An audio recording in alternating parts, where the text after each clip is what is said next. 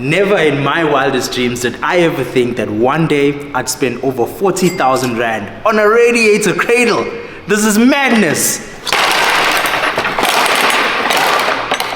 I bought the world's cheapest Nissan GTR, but it came with a catch. Oh, I don't know if this can be repaired. I didn't even see it in person before buying it, and now I have to fix it. This is so uncomfortable.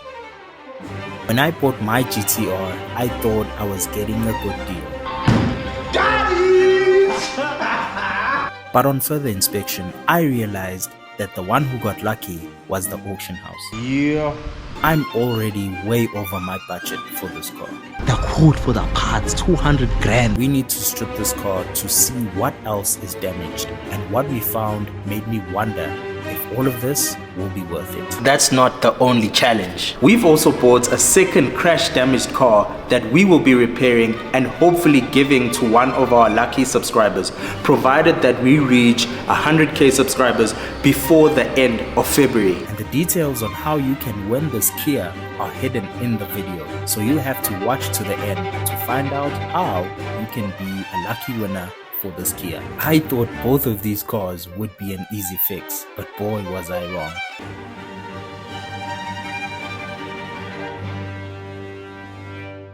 I'm going to fetch a Nissan GTR. Not just a Nissan GTR, but a black edition. So that's pretty exciting for me. And as excited as I am, I'm also a little bit stressed out because of the parts. But let's go and see how goes it.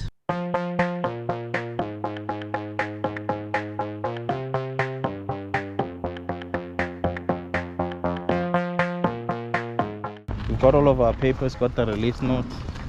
Now it's time to get it loaded up. I'm a little bit skeptical about the forklift. I don't want to take it with the forklift. They've been lifting it, but you just feel some type of way when they lift up your car with a forklift in front of you. So I'm gonna try and see if the flatbed can load it from here. And there it is, one of the hallmarks of the Japanese engineering. But in this condition, it doesn't really look that way. How's it going? One of your fans follow us. What do you think? You can fix it? Definitely, you know, Mumbo, you know. He's the right guy for these things now. We'll try it out, we'll see what happens. You can fix the code later, you can fix this one. This one's small fry. This one's small fry for you. This guy's got too much hope in me. I have to adjust the door. It's like, oh, maybe it's because of the fender. It's like, yeah. I'm not gonna have any money after this. I need all the sponsors I can get on this build. If you want to collab, DM guys, please comment down below if you want to collab. I need all the sponsors I can get, but we'll be able to sort this out. We'll see. Yeah, let's get it. I did have a little bit of trouble finding the tow hook. All of my tow eyes, I never thought of bringing my things that you tow in, of which we did need in order to be able to put the Nissan GTR on the flatbed. I don't know, I've never owned a GTR. Can't find it. Maybe it's in the glove compartment. Maybe it was never meant to be towed. The GTR needed a boost from the battery pack, and I'm just hoping it starts up without any issues. Hey, which one is negative here? Imagine frying the computer box. Will you look at that? It started, but will it move? Put it in neutral. And in this part you will see how little I know about Nissan GTRs, because I checked if the car had adaptive suspension so that I could raise it up to make it easier to drive it on the flatbed. Nah, this doesn't raise suspension. Can't adjust it. With the front left wheel being pushed back because of the impact, and this car being notorious for gearbox issues, I wasn't sure if it would move. Try and drive it.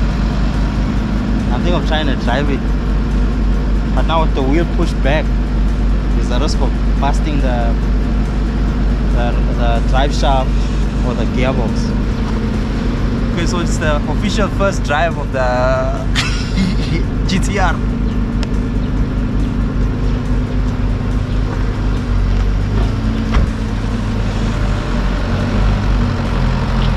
GTR actually started moving, and driving it up the ramp for those few moments gave me a glimpse of what it would actually be like when this car is finally fixed and ready to take over the streets of RSA. I just drove this thing for the first time. This is the best drive I ever had in my life. It's only been 10 seconds. Give it a rev. No, you're mad. There's no engine light.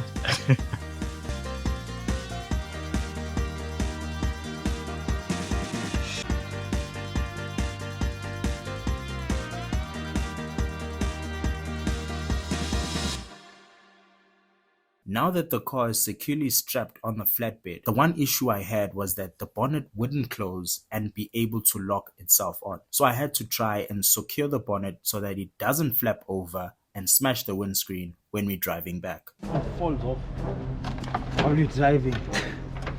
I'm a claim from your company. At first, we believed the bonnet wouldn't close because the hinges got damaged during the crash, and we were quoted around 4,200 for each hinge. However, the hinges were actually fine, and this gentleman right here at the auction explained. If you're in a heavy accident, that bullet will cut you. Oh, So as soon as you're in an accident, pushes it up. It turns out that the Nissan GTR introduced bonnet airbags, which force the bonnet upwards and outwards to prevent it from penetrating the windscreen in the event of a smash. So all we need to do is to get new bonnet airbags. However, the airbags are even more expensive than the hinges, but we will reveal the prices later in the video. With the GTR strapped up, we can now transport it to our new workshop.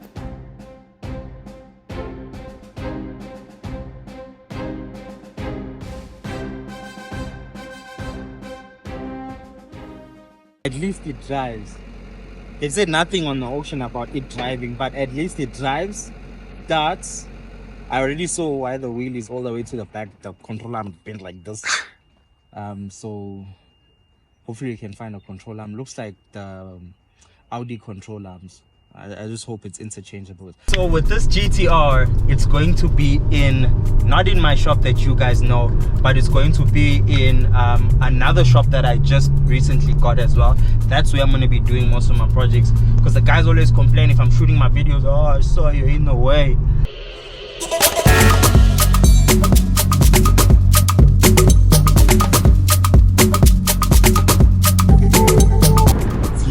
What does GTR stand for? Godzilla. It actually stands for Gran Turismo Racing, man. Shut up, smarty pants. What color is your GTR? Eh? Oh, okay.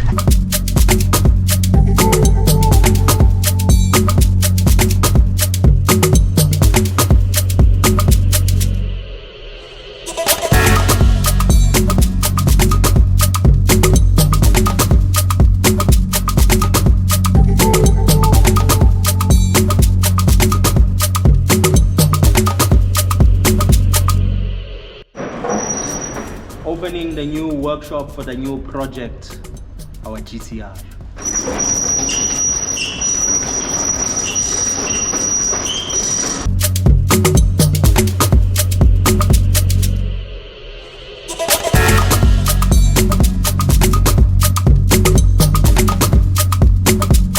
The GTR is here, but there's a car that is missing though. The Kia Cerato Coupe that you guys all know and love is still at GoBird Western, and I'm sending my cameraman to fetch it.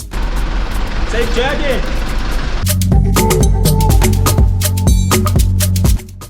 So I'm here with William, our tow truck driver for the day, and he has one thing to say to you guys. Yes guys, can you please subscribe to this guys? Can you please subscribe this guys? Yeah, they have the workshop there, and they're doing a very great job there.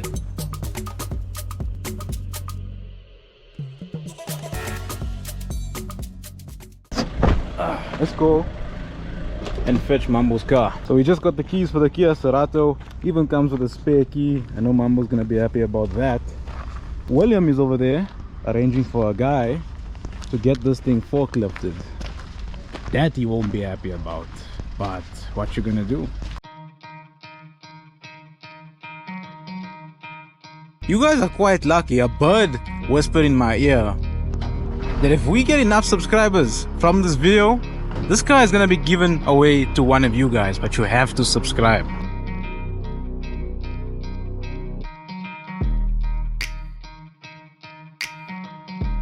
Oh my god, oh my god.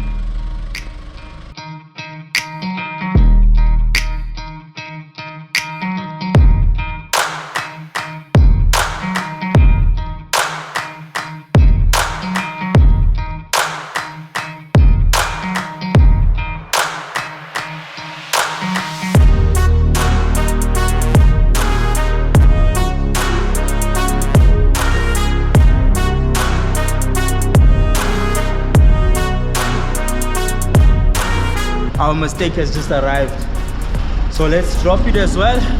Let's see what we got ourselves into. So I think this is good luck. I've never bought a car from an auction and got the 2 keys. Now that both of the cars have arrived, we can begin stripping to see what's hiding behind all of those damaged panels and be able to prepare it for whatever panel work it will need. Today we are going to be doing the repairs on this Kia Cerato, and us doing the Kia Cerato repairs will need some parts for it. So some of the things we'll need: fender liners, as well as a radiator cradle, and this here, which is our bumper stiffener or something. So we're gonna also need that. So with that being said, I think we need to head on over to Durban because the things are actually much cheaper there. Boom. Okay, we are currently in Durban now, and we are going to a place called Car Spares, which is located in Umgeni, and we are gonna buy some spares for the Kia Cerato. Let's go. All right guys, the trailer is loaded up. It is very late now. I am going to be doing an in and out in Joburg. Here's the trailer, it's all fully booked.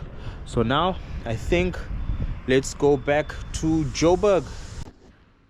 All right, now that we're back in Joburg, let's get this Kia Cerato stripped up and remove everything so that we can send it to the panel beater to get it straightened out, and then we can start assembling this car and get it done. We're also going to be stripping the Nissan GTR today, getting that one stripped out so that we know what we've gotten ourselves into and what parts do we need. Let's go. So on this build, we'll be starting with the headlights because I want to start to work from the top and work my way down. Let's get it done. Removing these headlights are as easy as undoing bolts and unplugging wires.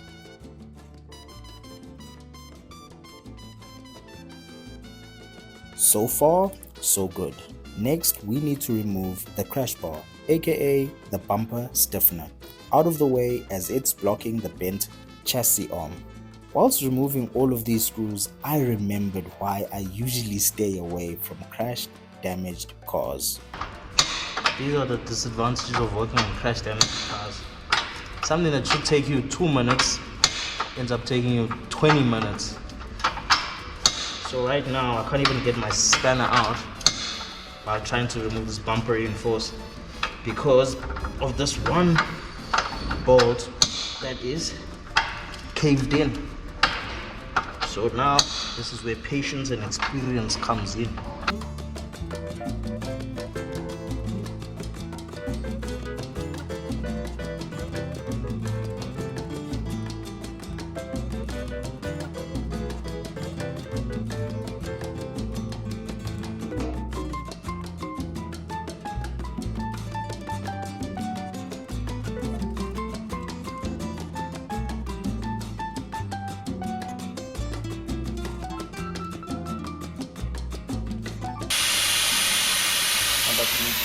That's actually a good sign because that means that we have got a aircon system that is not compromised. So even after the accident, this car has still kept the pressure of the aircon. So yeah, let's just drain the aircon out and then remove the front. With a little bit of manpower, the front end came off with the bumper stiffener, and I unscrewed the hanging parts.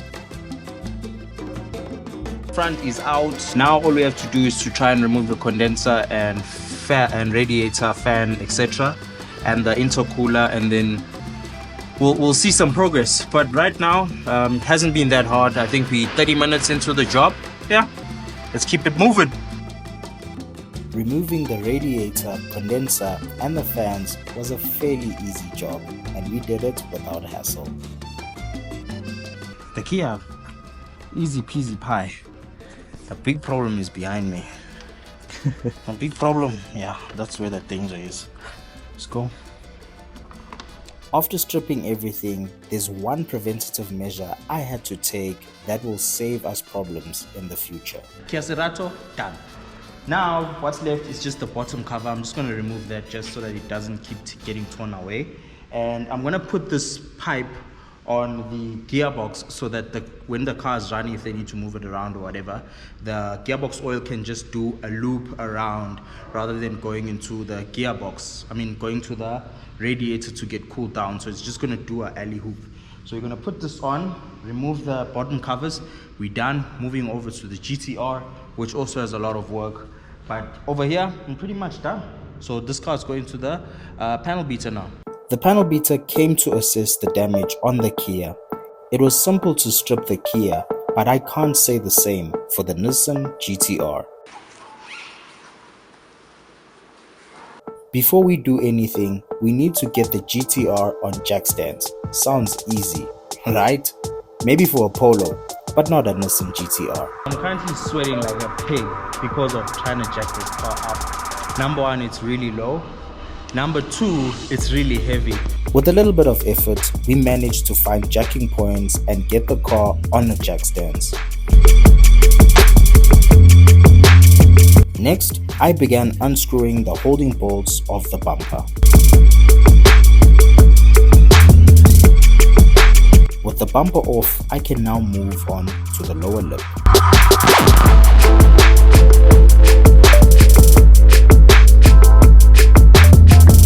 Right after that, I had to remove the driver's side headlight.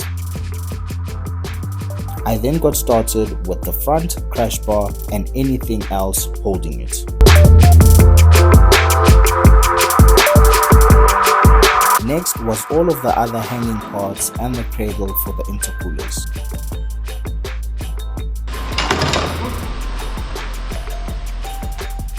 This was definitely more challenging than I thought it would be.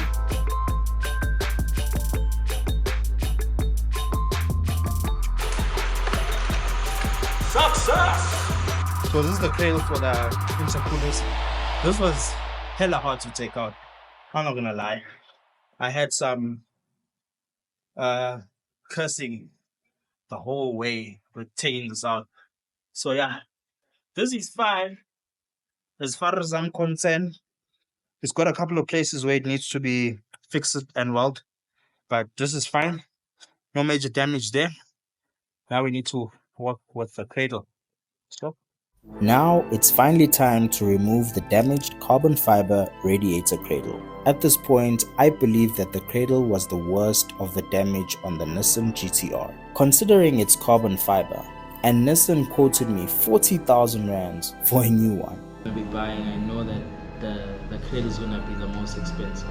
To remove the cradle, I need to remove the radiator, fan, and any other components hanging onto the cradle. Before that though, the bonnet needed to come off. But whilst I was at it, I discovered my worst fear.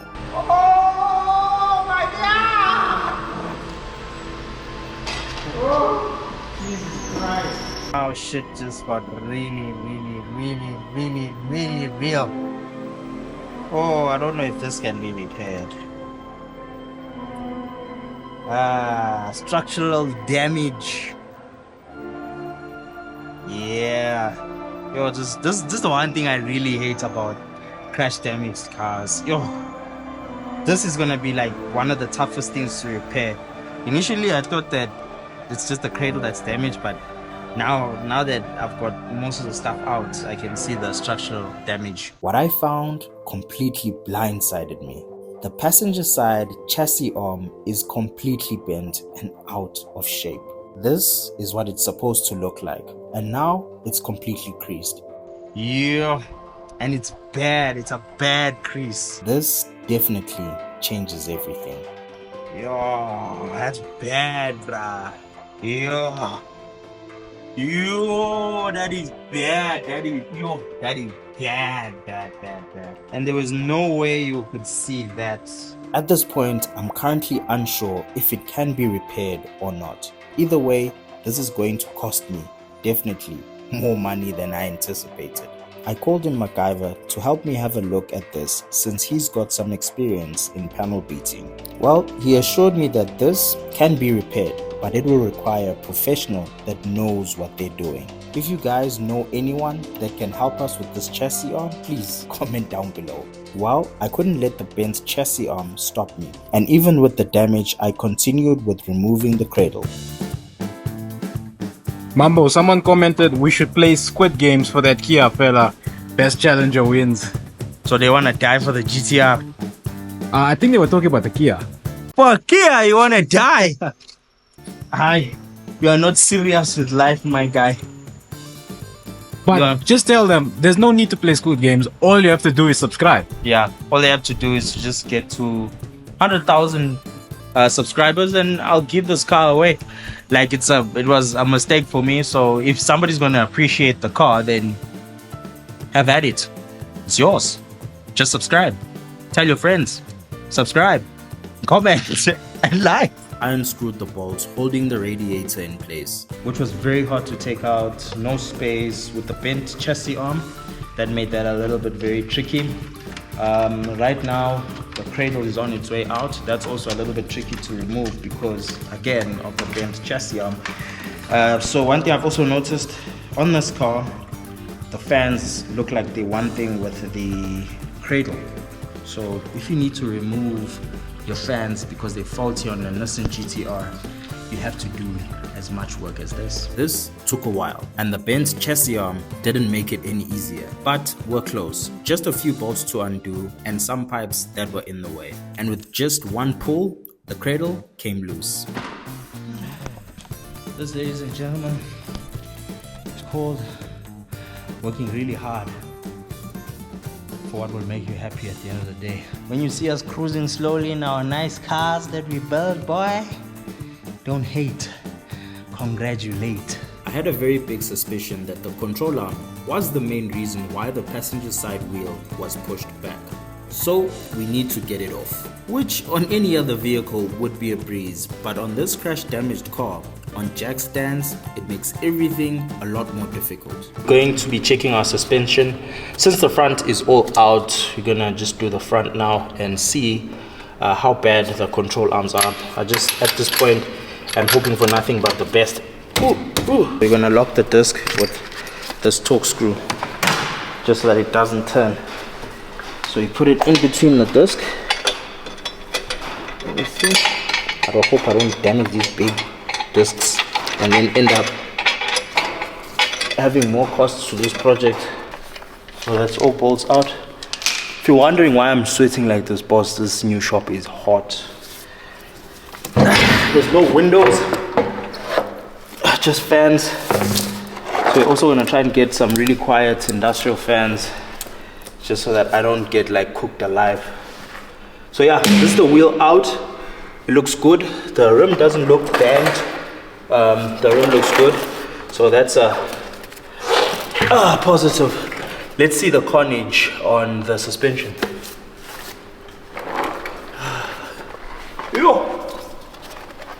Yo.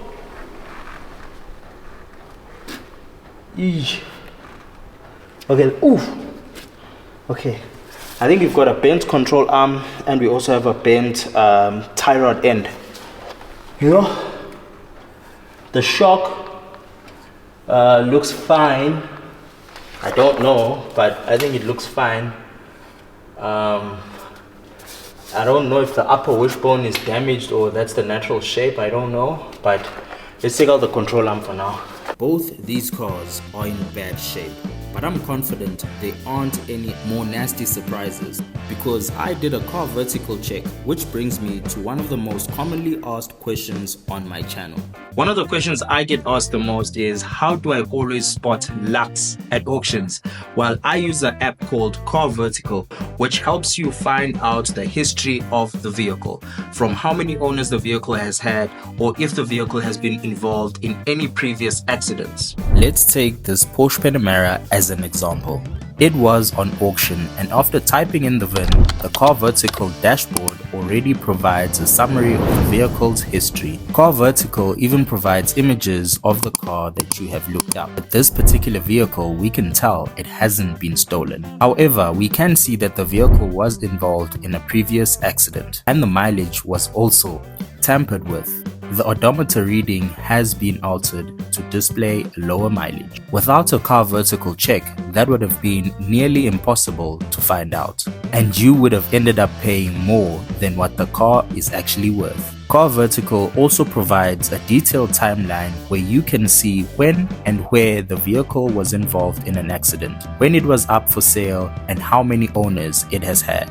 I use Car Vertical for all of my purchases. Before I purchase a vehicle, I make sure that I check the full history that is available on Car Vertical.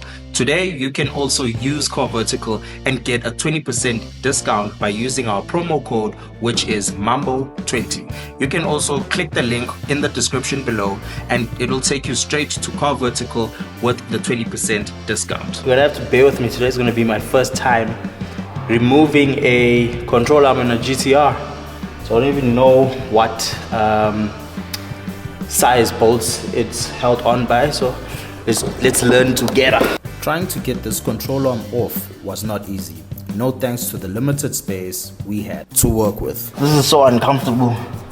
I haven't worked like this in like maybe years, 2 years or 3 years. I haven't worked like this. I'm always working on a ramp.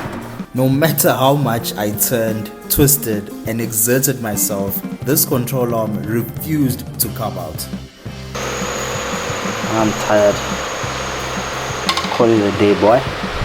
We called it a day and left the workshop defeated. Alright, so today is a brand new day, and yesterday we tried to remove the control arm because we were suspecting that it's bent.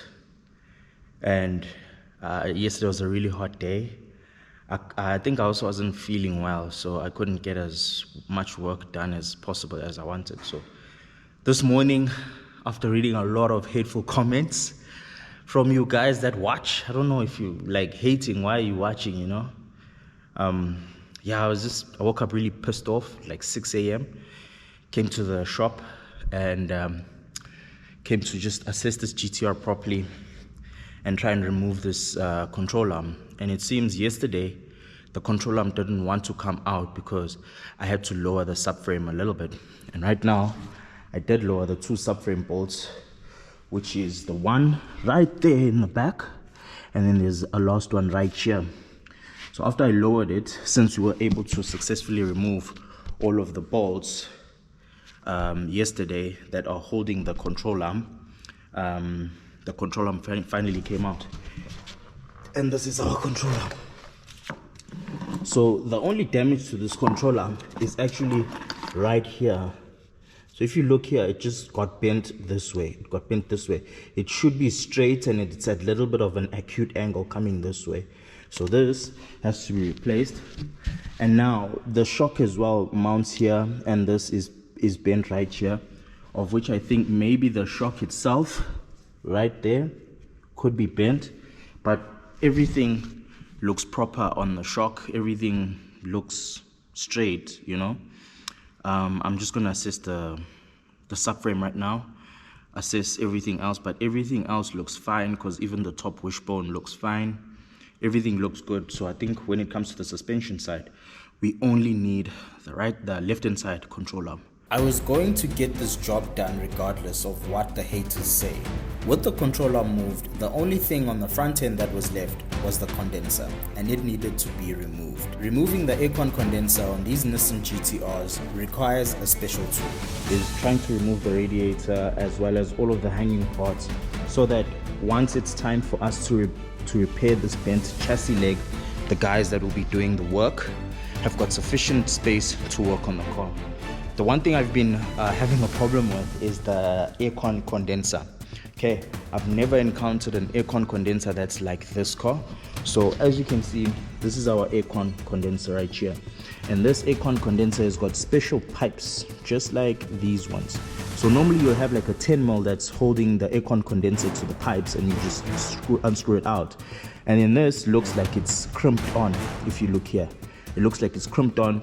Since it looks like it's crimped on, I did a little bit of research and I saw that this is a spring-loaded aircon condenser system, and you actually need a special tool to be able to press the spring in.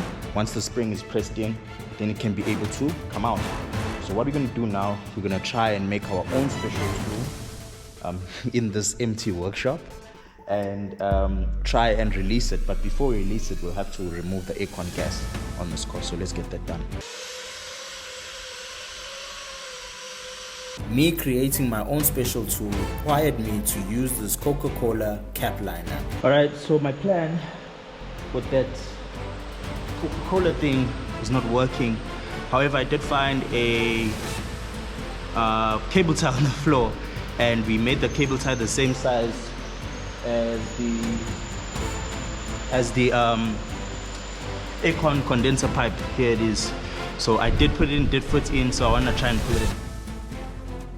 And with one swift pull on the cable tie, victory! So made a plan, and the plan did work. It did take me a hell of a lot of time to get it right, but today's a Sunday, we don't have a choice, guys. Places are closed, so there's one pipe left now. We're gonna try and take that pipe out as well. So this pipe is actually smaller. Since it's smaller, I'll have to make my cable tie a little bit smaller as well, just so that it fits around. Yes! Yes! Okay. I was so worried about the aircon condenser for this car because I thought that I would have to take it out from all the way in the back, but that is not the case. You live and you learn every day when it comes to fixing cars. And when you're doing project cars, you have to be flexible and you have to be willing to learn each and every day. That's the radiator out. This was my first time ever removing pipes like this that have got no tin, that need a special tool. And this right here was my special tool. I made a plan and you guys learned something on the channel today. the next step was to remove all of the wiring out of the way so that cleaning the chassis arm can be a breeze. Once the wires were out of the way, I could start working on the damaged fender. And with the fender out, there's nothing left to strip. Alright, so this is finally it. This is the Nissan GTR stripped bare to the very last bone of everything that we need to repair. Number one, this car needs quite a few parts, which I also think might be hard to find, but that's not a problem. We'll cross that bridge when we get there. So I've managed to remove everything that is damaged on this Nissan GTR except these bonnet shocks, or bonnet, I call them bonnet airbags, because they only deploy when the car is in an accident. So the bonnet airbags are the only things that I did not remove. But from the fender to the fender liner, front fender liner, to the control arm, to the bumper, cradle, condenser, of which I had a big problem sorting out, all of that is out, and now I know exactly what I need to get for this Nissan GTR. So let's go to my board and let's discuss what we need. This is the board of all of the parts that I need. So number one, left hand side control arm. I wrote it first because that's the first thing I need to sort out so that the car is drivable, and once we are sending it to repair that bent chassis arm, they can be able to move the car around. So that's the most important thing. That's something that we have to get first. So left hand side control arm. Then of course cradle. Cradle is also important because the cradle is going to be the number one thing they need to use to see if everything is straight, if everything is to manufacturer specification. So once they are starting with fixing the bent chassis arm, they will need the radiator cradle to see if everything is straight. Number two, we need the bumper. Obviously that one we can't reuse it, we can't fix it as well.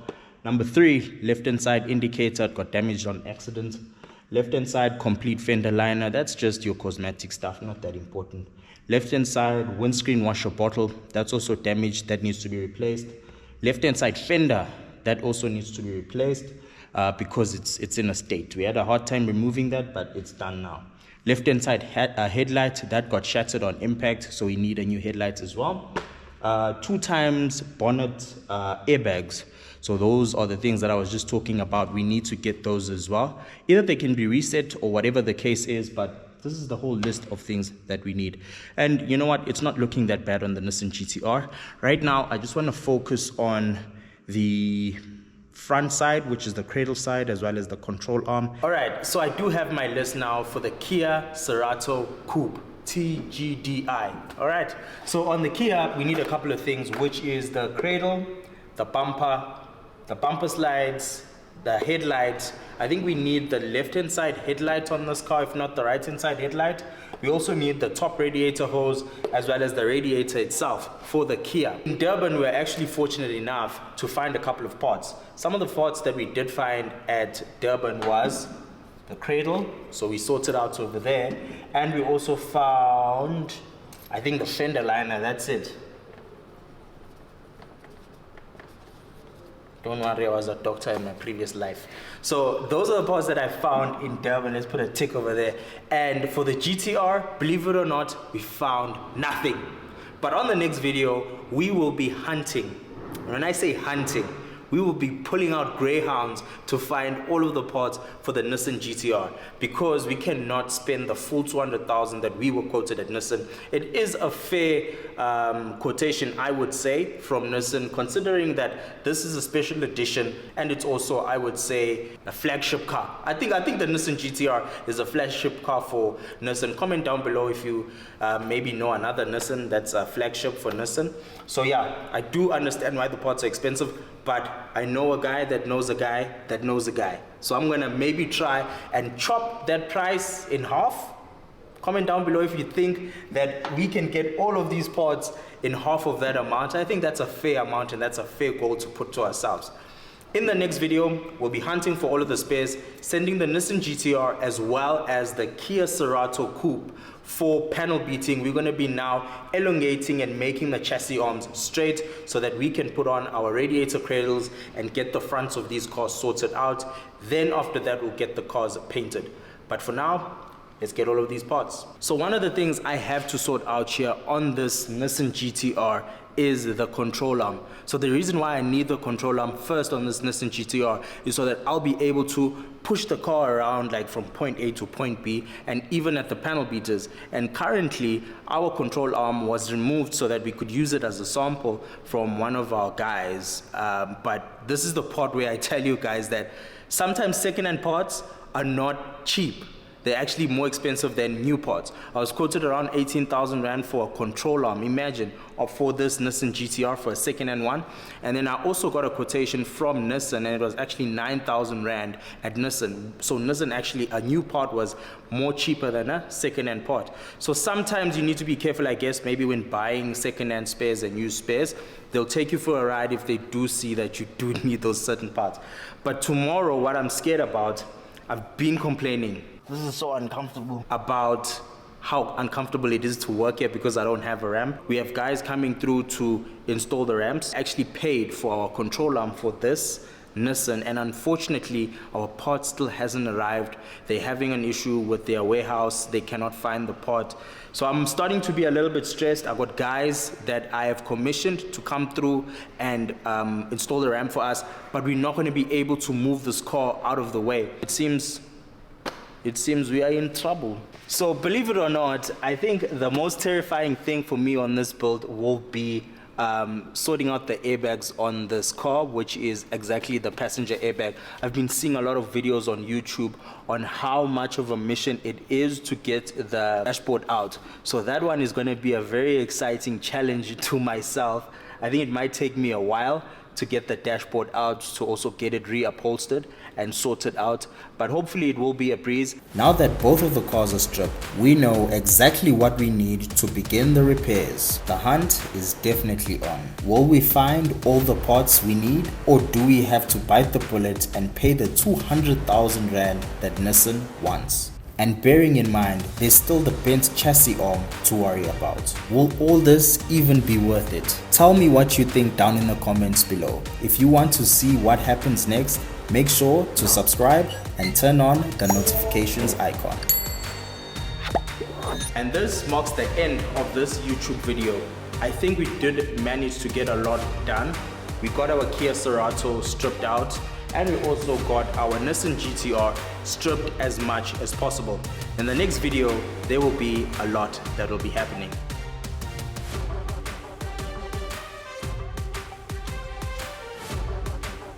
I just wrote the things that, okay, let's. Must add that sound. I had to sort out here on this, okay, no. I ever think I'd have to pay for 40, okay, let's go again.